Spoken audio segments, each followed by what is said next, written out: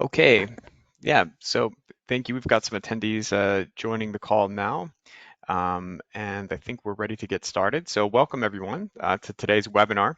It's part of SetDigit's CXO Huddle series, and today's topic is from strategy to action, accelerating enterprise revenue growth with AI and automation.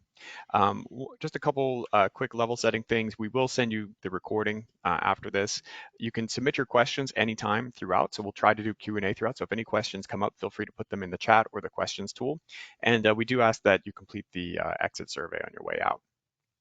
Quick thing about me, my name is Alex James. I'll be your host and moderator today. I have over 10 years experience in the enterprise SaaS world, largely focused on product implementations with large enterprise SaaS companies like Workday and Slack. And I'm currently partnered with SetDigit's enterprise clients. And we have a keen eye on the future of AI-powered solutions and integrations. And so conversations like this are really a way for us to learn as well as we go here today.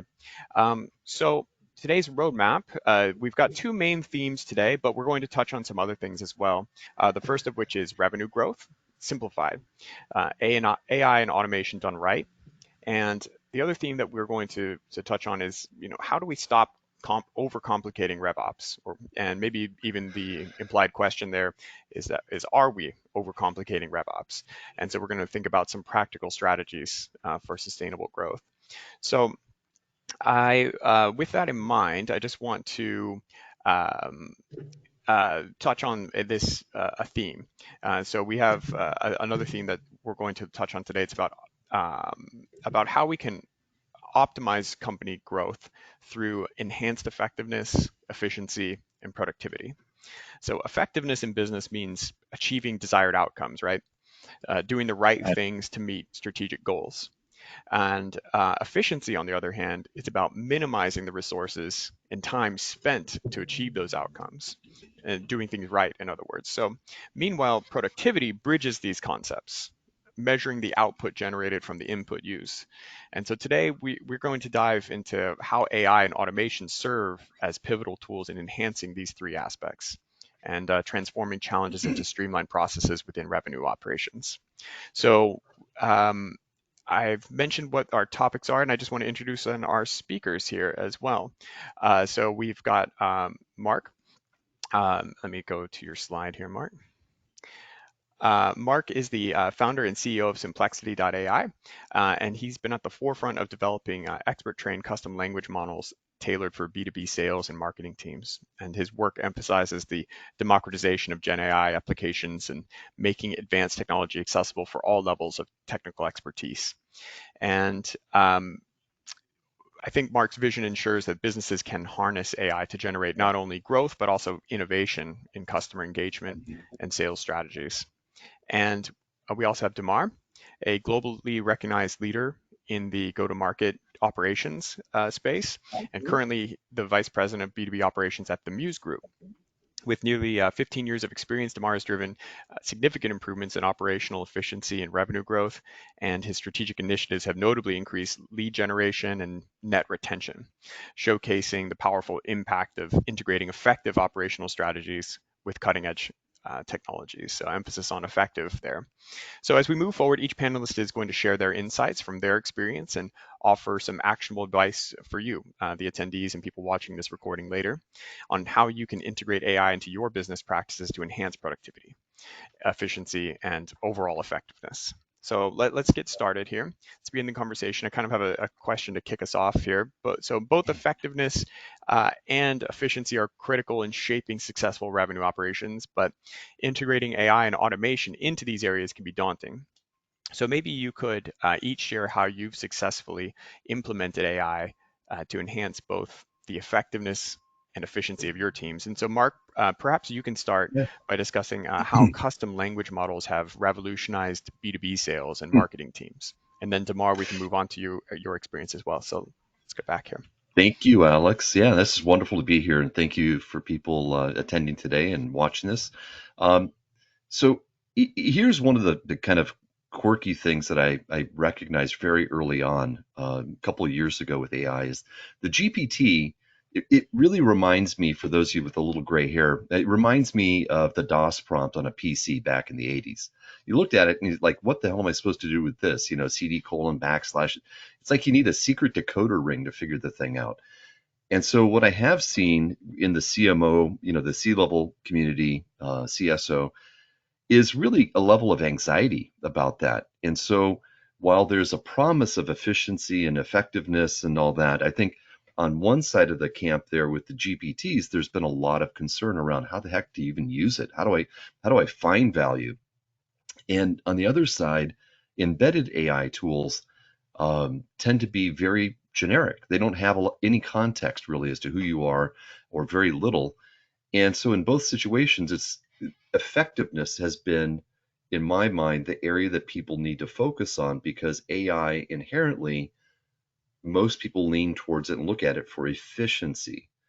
And so the custom language model, what we've built is something where anybody of any technical capability can enter a simple English query and get a robust human quality response back out the other side. Fundamentally, what we've done is removed the limitations of a GPT working directly with OpenAI. So we could push megabits per second into this tool, and you get no hallucinations because of this. And so it's a different path, where what we're trying to do is to take something that inherently should provide an effective path to creating scale and adoption for you. Should is the operative word.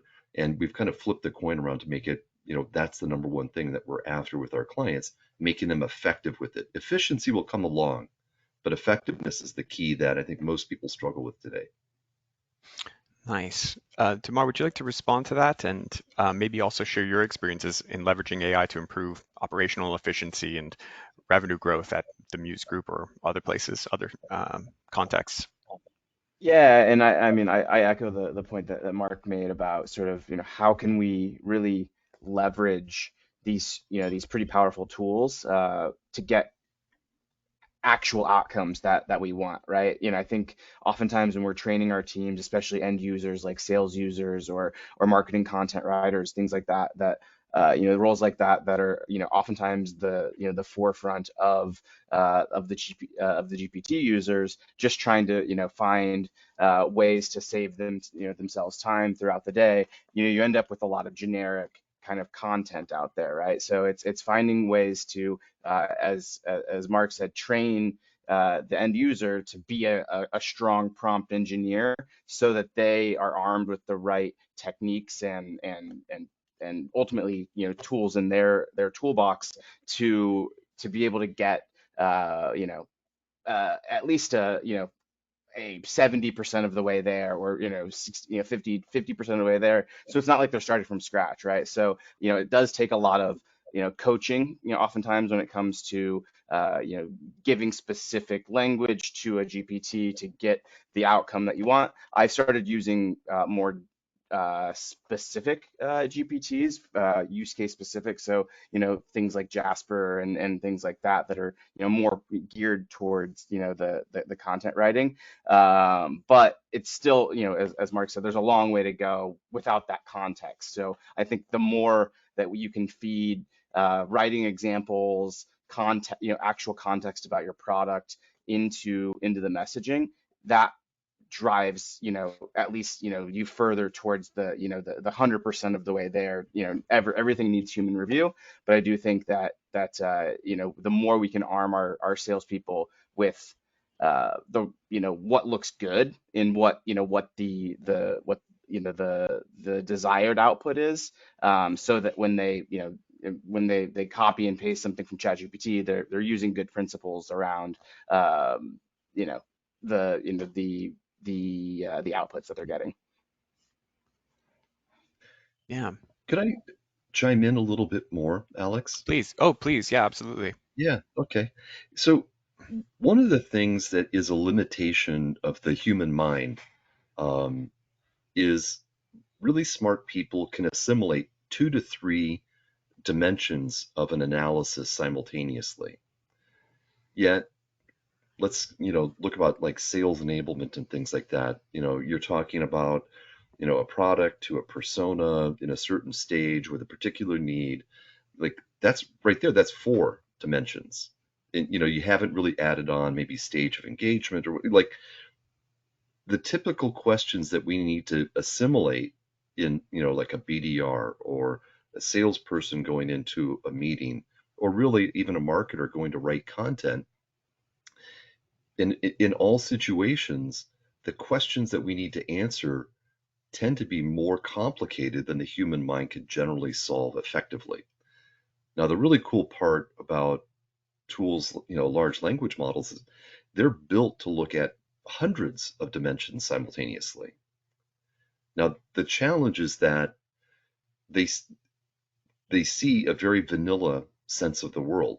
So they don't know how your product capabilities are different than another, brand and their capabilities, and how that aligns to a persona and the value that, your differentiation provides. Like, these models inherently don't understand that.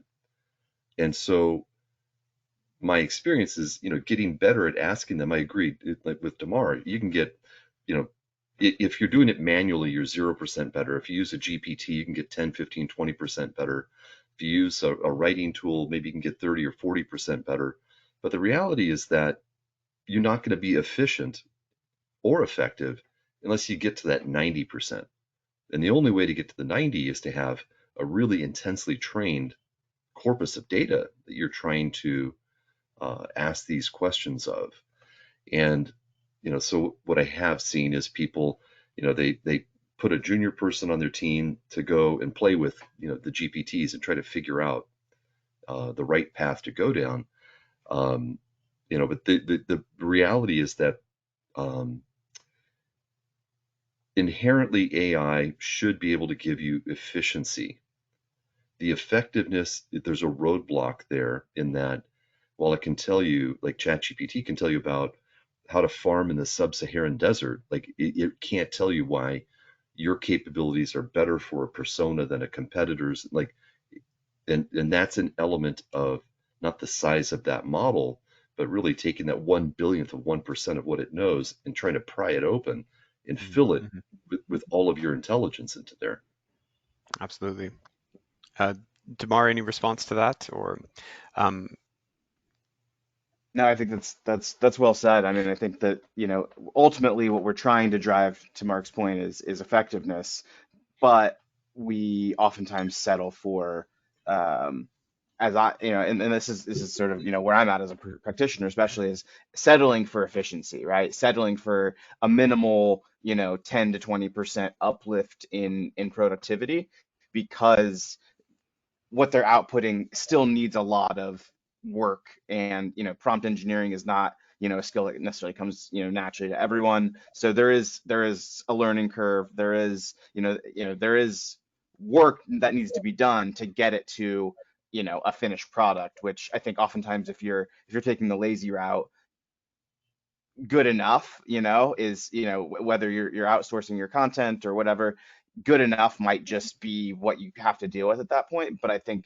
we can do better as the, nice. as AI, matures, and we have, a deeper kind of attention towards that outcome. Gotcha. Yeah. So on that topic of the data that we use itself to get the more effective response from AI tools. So most end users probably are thinking in terms of ChatGPT or maybe Gemini. They're not thinking of necessarily bespoke solutions, though they probably should be and could be looking at some of these more niche models, like what you work on, for example, Mark. But so if you're just dealing though with like GPT out of the box, what can you do? What should you do, like in a practical way, to get better responses out of out of it, or more effective responses out of it?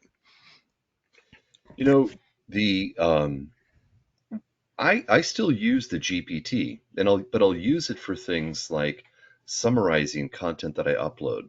You Mm-hmm. know, um, you know, I have access directly into OpenAI, and my clients do as well. And the difference is that we pay for the compute, not for the month. So it's a completely unlimited environment. But it could be expensive to just keep uploading massive documents there. Now, the GPT isn't really good at doing more than maybe 4 pages of, say, a transcript or an article or something like that. But when I'm working with something that's of that scale, I go directly into ChatGPT and I, coach it to say, help me to, you know, look at this from the perspective of natural language processing. What are the key themes that you see in here? And help me to summarize what's there. So I use that all the time. Now, Mhm. what I'm in the business of doing at that point in time is to try to create a corpus of training data that I would then upload into a custom model that um, may involve hundreds and hundreds of pages of highly structured content. Mhm. But while so I guess the point is, if I can feed it the information in a small enough chunk for the GPT to be able to digest it, then I can ask it the questions that I need, and I then I see. can summarize that information and take it and go elsewhere with it and do something with it. So in that situation, I think it's very effective. I've even used it for doing data analysis.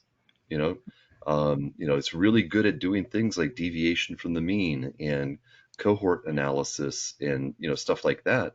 You want to be careful to do it in an area where you know that if it's personally identifiable information or sensitive information, to do it in a way that you're um, not training somebody's model with it. But there are a lot of great things you can do. But writing, e- extrapolating what it knows to write content or guide a sales conversation or to create an email, it doesn't know enough to do that very effectively. Yeah. Demar, would you like to follow up on that? I do have a question from the audience too, as well, but Demar, I'd love to hear your thoughts on that as well. Yeah, my I think one kind of golden kind of ticket, use case that I love to apply it to is, I do a lot of Salesforce implementation type work as well, and oftentimes I don't have time to troubleshoot a formula or a field, that I need to add. So I just have, because it has the library, it has the context, knowing, how to write in that language. So I just have, oftentimes, if I need to do, documentation or, field creation and then descriptions of those fields and then key Yeah, text. So it helps derive a lot of for that sure. stuff that and then put it in a format that's easily transferable. So for me, that's a huge time saver. We have skill sets internally or we don't have the skill set internally to really to do that. So it saves, it's like having a personal assistant that does a lot of my documentation and and sort of tedious build work. Yeah, I'm gonna. absolutely. I wanted to add one thing. So when it comes to doing things like that that are kind of one-dimensional, so I spent a few hours with my son last night. He's in ninth grade algebra, and we're looking at quadratic equations and graph. You know, I'm using just the app with the paid version on my iPhone. It is so wickedly cool. I could take a picture of a page and then send it to it and say, this is a ninth grade, quiz for, quadratic equations or whatever. And let's do question number 3, go step by step and, give me the details as to how you do this. It is unbelievably good at doing that. Like, but and it'd be really good for like, I'm going to travel to Sri Lanka. Where should I stay and what should I see? Like, it's really good at that. Um, but the multi-dimensional things that we need to answer in B2B sales and marketing, it struggles with. Yeah, yeah. I think, oh, well, we have a question that's kind of related to this, and I just want to make sure I put it out there. Yeah. And I think it's some things that we've already spoken to, but how can sales teams leverage generative AI to create highly personalized emails, social media messages, or sales scripts without sacrificing productivity? And what impact can this have on conversion rates and overall revenue? So maybe Demar, might you want to take that one? Yeah, so not, shy of this being a sales pitch for a tool that I don't represent, I actually just rolled out a tool that I think is doing this the best I've seen. It's a company called Ample Market that is a Zoom Info Lead IQ, Apollo, competitor. Very similar kind of technology with contact data and things like that. But one of like their AI email copywriter that they have actually takes context from the LinkedIn profile, posts, things like that, behavioral context that drives ultimately what a good salesperson is probably doing anyway, right? Going out and finding that tidbit or nugget of personalization that they can weave in, and then it juxtaposes that against pre-submitted value proposition information that you submit about your company. So to Mark's point about context, it's using pre-delivered context and then going out sourcing from the web or LinkedIn context about that individual, and then allowing you to, it then builds an AI email for you. And from what I've seen, so far, it has improved our open rates and conversion rates, at least response rates, because I think it mimics the best sales rep approach of taking the time to go in and find that thing that might resonate with someone. I've gone, it's hard to answer the question without patting my back a little bit in what my team has built. But what we built is exactly to solve that problem. Context is the challenge, and it's a challenge with or without AI. So I'd mentioned before that the typical really smart person can decipher 2 to 3 elements of an analysis simultaneously, but yet the questions we need to answer, for drafting that email, preparing for a phone call, end up being many more dimensions than that. And so the corpus of training data we found to be really the critical answer to um, create effectiveness. Now, Alex and I were having a conversation before the session started about, I think too many people are viewing this from an efficiency standpoint, and like my inbox and my phone calls are just getting flooded with very irrelevant, stuff, like not even knowing who I am, or like just completely cold. And in fact, not even really providing any value as to what this person's trying to talk about. It's more like trying to, pass me a mug or a gift card for taking a meeting. And, I think this goes back to where I was initially, which is, man, we all have to start talking about effectiveness before we start talking about efficiency. If you don't solve that, nothing else really matters. And the general problem with the GPTs in AI is that it doesn't have the context of who you are and what you stand for, and because of that, you're trying to scale more of efficiency, but yet it's not necessarily very efficient if people spend their time engineering and prompt engineering and facing the challenge that the model itself doesn't really understand who you are well enough. And while I agree with Demar that being able to have something that is contextual to the person you're talking to is an interesting door opener, and that getting better at it is a really good thing. Instantly, you need to be able to have something that is, what is the value I'm trying to talk about with this person, and how is that contextual to their needs? And it's hard to do with or without AI. But with AI and the GPTs or the embedded solutions, it tends to also be very ineffective because of the lack of context.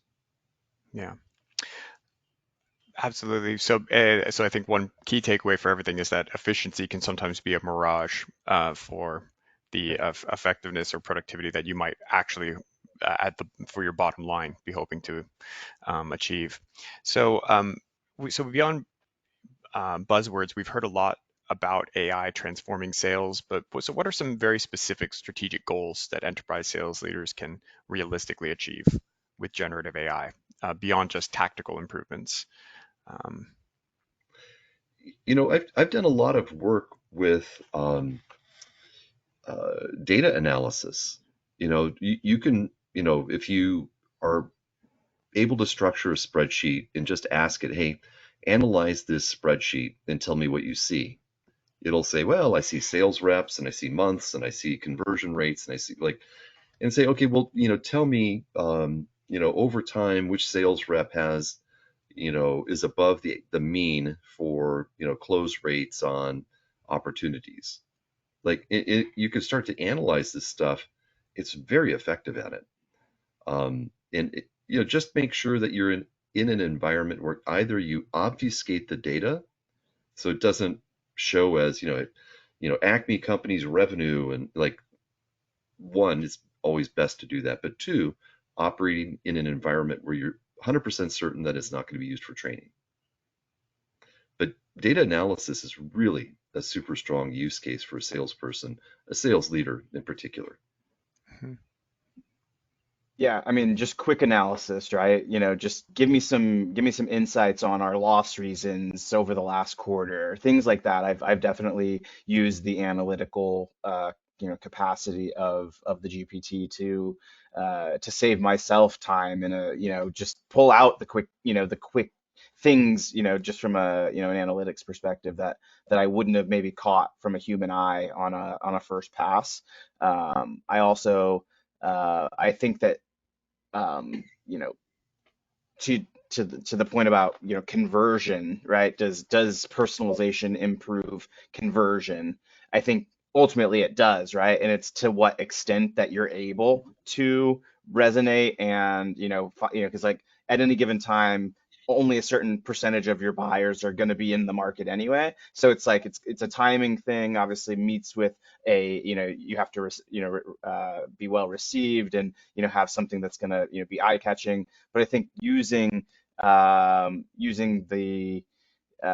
GPT maybe as a you know starting place, and then layering in I think through additional context the ability to just add whatever context you can, whether it's about your company or about about the person or whatever. I think that um, you have to make it resonate, and then to the level that you're able to land, I think that improves conversion. And I think if we're trying to like if that's the end of the end all be all for improving everything downstream down funnel of that, I think you're able to see huge lifts in your sales numbers and just from the conversion rate going up. I think something to bring up is, I think what you brought up, the tool that was able to go and scrape LinkedIn and find contextual stuff about the audience is really great. I would call that customization. You're customizing the message to a person. But there's a difference in what I would call personalization, which becomes, okay, I started to engage with this person. I've maybe had an initial discovery conversation in like, what should I be talking about next? What is this person's need? What is their persona? What are they doing to solve their challenges today? Like, to drive, what is that conversation I should be having with that person? Now, in a sale, so I 15 years, the first 15 years of my career was in sales, um, sales management, and then really big deal selling. And my biggest deal was a $400 million annual deal. Like, so been there, done that. But the challenge is when you get somebody engaged, which I think is what Demar is talking about. The next step is, how relevant are you in that dialogue? And what I've often found is that 10% of the sales team understands 50 to 70% of what you do, and then the other 80% or so are like somewhere along the x-axis, and they rely upon the broken clock is right twice a day scenario. They keep pitching the same thing again and again and again, and pretty soon somebody says yes. And the real answer is, how contextual can you be to that person? And if you can do that, then that's where success begins to happen. Yeah, that's an awesome insight. Demar, pivoting from that to a discussion then around leadership strategies. So what role does leadership play in and culture really, or what role does leadership play in fostering the culture that will lead hopefully to successful adoption and integration of AI within an organization? Maybe you might be able to discuss your opinion on that anyway, how leaders can effectively manage change and encourage Yeah, I mean, acceptance. Yeah. yeah, no, I think it's a slippery slope, and it's a little bit of a double-edged sword, right? Because in the same, I go back to, I have a younger brother that used ChatGPT during college, but then I also have friends that are associate professors that are using ChatGPT to to grade students' papers as well, right? So I think there's this almost double standard of like, can an employee use ChatGPT to get ahead, and does he or she feel guilty, kind of using that as a leg up when maybe they didn't do all of the work that that they used to have to do to get to the same place. So I think it's the responsibility, in my opinion, of leadership to embrace this change, because change is coming whether we like it or not, when it comes to the sort of full scale use of generative AI. Because this next generation of students will have used it, in their classes and things like that. So I think the more we embrace it as leaders, the more people will, get out of the shadows with it, if you will, and stop, hiding behind maybe, an analysis, and really, dig in and use it correctly, rather than, oh, I gotta do this thing really quick. I'll just pump it into ChatGPT and then copy paste, or in an interview process, just copy paste the job description, and try to answer the questions just like that. I think that there's a lazy way to use it, and there's a proper way to use it. It's a dangerous tool either way, and I think it's coming. It's coming, and leadership needs to to wrap their arms around it. If I could maybe highlight something there. So is transparency a key from the leadership perspective, like fostering a culture of transparency around its usage and being realistic about the fact that, hey, we all want to take advantage of tools that give us efficiency and productivity gains. We want to, and would that be fair echo? Yeah, I mean, I do. I think that, but it's like we have to be careful, right? Because I think, when Mark and I were talking offline about this, it was, if we just flood the market with bad content, then it's not effective, right? It's, no matter how much more efficient we get, it's just drowning the audience. It's over, it's oversaturation, and that's not good either, right? So no matter how much more you can produce, it still needs to come back to effectiveness as well. Mm-hmm. Yeah, yeah, very good. Let me just check the chat. Um, So, we do have one in the question section here. So, what emerging trends do you see in generative AI that are going to have the biggest impact on sales productivity in the near future?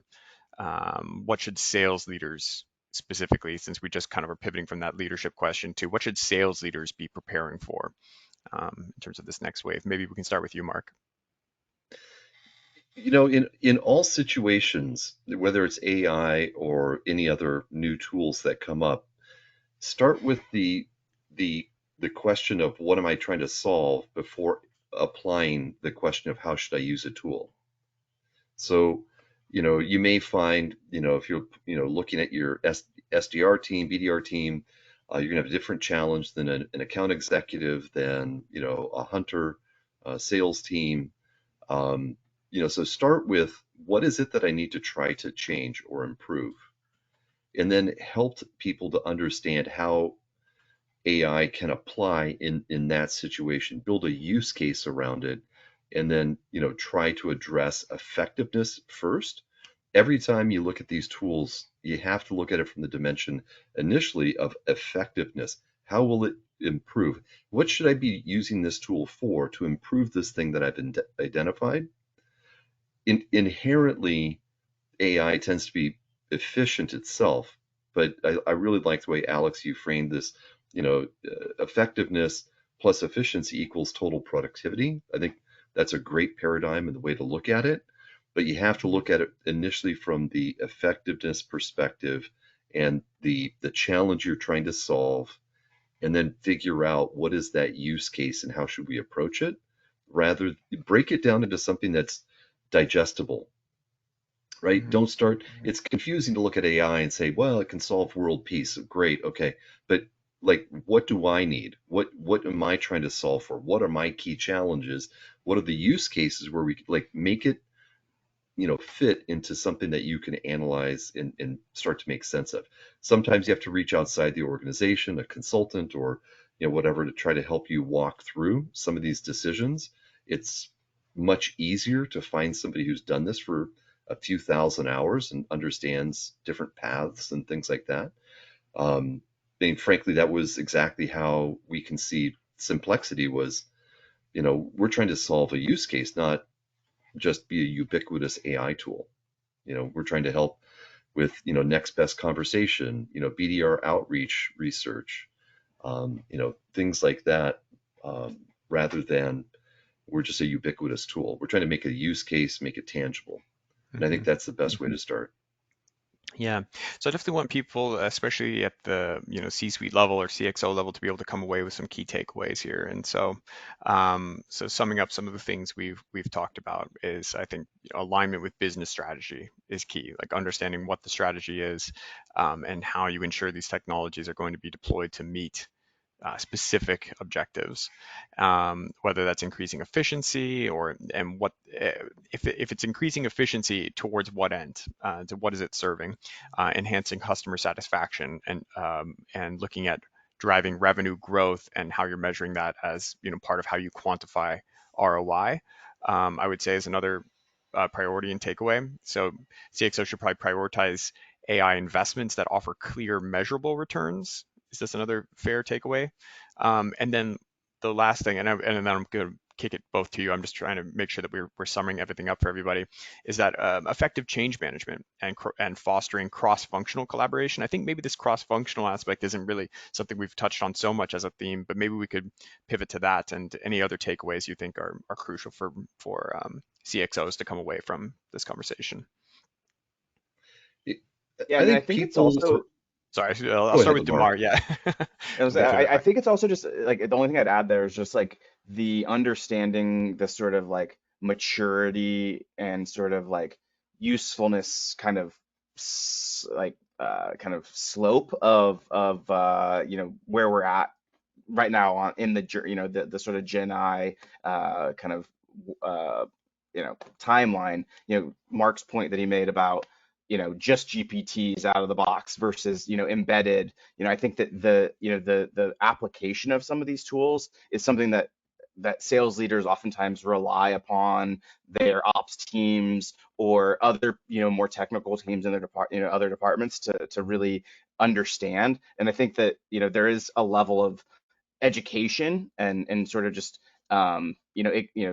ignorance is bliss is a lot of times. So it's like if it's not your problem, it's not your it's not your thing to solve.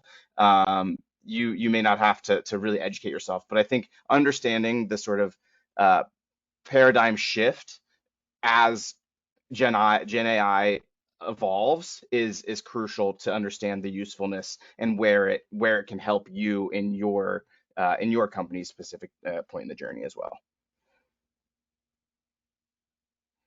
Yeah, I think for me, one of the key takeaways should be your team is already doing it.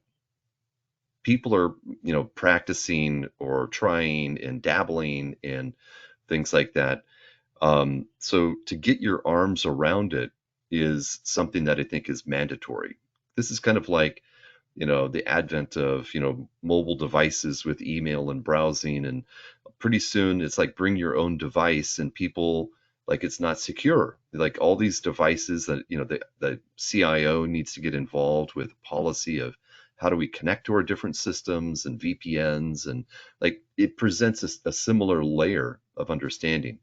So, if people are using, you know, the GPTs and uploading client data, and they're in a situation where this could be used for training, it's like, that's not a great idea. If you don't know how to decipher these things, just, bring somebody in who's done this before and, just start to frame up. This is our path we're going to head down. We don't want you using this type of interaction with GPTs. because you're sharing data with everybody else, but we would like you to do it this way. So here's the guardrails. Let's all agree that we're going to go in this direction. Um, it may involve, well, it would likely involve modest investments, whether it be a tool like mine or a Teams version of Chat GPT or something like that. But you just need to start putting your arms around it and to understand it. It's not, the genie's not going back in the bottle. It's out. And Mhm. I think to a point Demar was making is AI is a tool, and it's like a weapon. You can point it at yourself or your competitors, and it's if you don't put your arms around it, you're going to have a lot of people pointing it at themselves, and that's not a good place to be. Absolutely. One just from personal experience, we've done internal surveying at different organizations I've been at in the past, and I think one effective thing that leadership can come away from is understanding, doing a level set within your organization of where people's knowledge actually is at, where their comfort level is at, survey of Mhm. tools, what are people actually using, begin to get a real picture of what your organizational capability actually looks like. Because sometimes there's a disconnect between what leadership thinks their teams and departments know about how to use it and what the policy is and what's allowed and what isn't, and what the reality is on the ground. So I've seen a big Right. disconnect in terms of survey results that show that some leaders thought like, oh yeah, they know, they get it, they get what AI is all about, they understand what we're going to use here at the company, but then on the ground thing was no, we're actually really confused on a day-to-day basis about what our strategy is going forward. And Yeah. by the way, I hear from C-level people all the time. They speak of AI in terms of like it gives me hives or anxiety, like because they don't have the bandwidth right now to go and research it and really develop a point of view around it. But somebody needs to. Mhm. And so, right now it's been a little bit of the, sticking the head in the sand and, hoping that it kind of goes away, but it's not. It's not going to go away. And, you know, you're going to have to develop a point of view. It may involve getting some external people to come help you, figure out what are the major things that I should be looking at. But yeah, I don't look at it as hand waving and rah rah rah AI AI AI, but it's the reality is the genie's not going back in the bottle. Mhm. You don't have the bandwidth to do it yourself. You're the leader. You have to have a point of view. It's just, that's the facts of it. Yeah. Any closing thoughts here, Demar, before we kind of pivot to uh, signing off? No, I mean, I think, it's definitely something that, you know, you have to you have to, as Mark said, embrace it, because it's so powerful, but it also could be, used poorly, and, just a bunch of people, running, kind of wild west of AI is not, a future that is, ideal either. So I do think that we need to rein it in a little bit, just from a point of view and an understanding, and I think just an internal train. I advocate for arming our employees with, with access to this, but also arming them with the training and the the basic, resources to understand it, because most people are doing it organically in their free time, or it's a personal side hobby, at least the early adopters. So I think Mhm. it definitely needs to be something that companies bring in-house, from just a training and learning perspective, because it is not going away. Absolutely. Well, next up in our CXO series is thinking about this, thinking about scaling sales development beyond limits, the power of AI for enterprise teams. So this is going to be on June 6th. So this is the next in the series of the CXO huddles we're doing. Thank you both for joining us today. Any parting wisdom or anything else? I think we've covered a lot of good topics today. And if there's any follow-ups that anyone has, please feel free to reach out to one of the Set Digit team. Look for Demar and Mark both on LinkedIn, and follow their work there. I think they offer a lot of really interesting insights in other forums from this as well. So I hope that we'll see you again at the next CXO series. Thanks. Fantastic. Thank you. Thanks, everybody. Thanks, Bye. everyone.